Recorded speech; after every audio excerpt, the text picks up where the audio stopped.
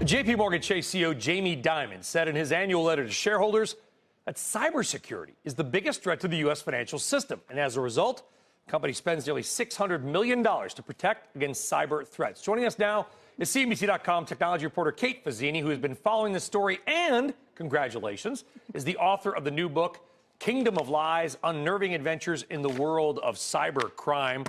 Congrats to the book. With two young kids, I don't know how you did it. God bless you. Here's the thing. Is Jamie Dimon right, though? I mean, is cyber crime really the biggest threat to the banking system? I think it is, and I think it is from a bunch of different perspectives, because you have a lot of nation states that have been trying to get entree into the United States through the private companies, and especially the banks. They want information about our richest people. They want intel on whoever they can gather.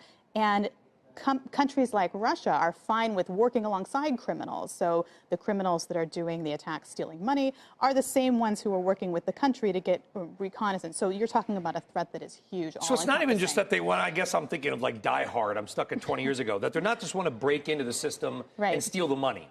Actually, they're poking around for other stuff. Yeah, because, you know, the banks will notice when you steal their money, surprisingly. They don't like it. They don't like it at all. But what they won't notice is if you go in and you stay persistent, or you stay within their network, gathering information on whether it's what they do for trading or who are their biggest asset management clients for years and years. And so that's what the banks are really most worried about. There's a lot of different things going on there. And is there any indication that they're moving in? I mean, the cyber criminals, do they sort of open the door, poke around, and then leave?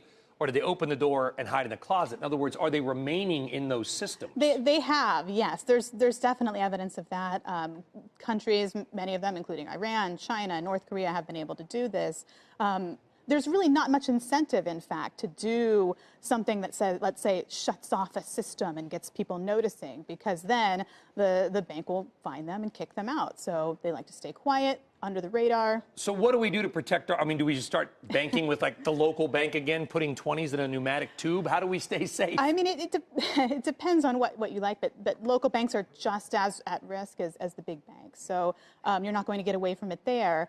You know, if you're worried about your own money, tracking your credit report is really the main way to go about keeping your own stuff safe. Are there enough workers in this industry to staff up enough? There's a huge shortfall, and it's a major problem, and it's getting worse. One of the issues is at the federal level, this used to be sort of the recruiting ground for cybersecurity employees. So, but they have been having a great deal of trouble recruiting people. The FBI has lost a lot of big cybersecurity people.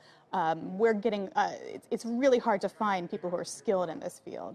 And they're going to have to pay a lot when they find them. They will, yes. Which ultimately may lead to a safer cyber world, but maybe higher banking costs for us? Yes, definitely higher costs, at least higher costs for the bank. Whether they are ultimately going to pass that on to individuals is something that I think we're going to have to wait and see.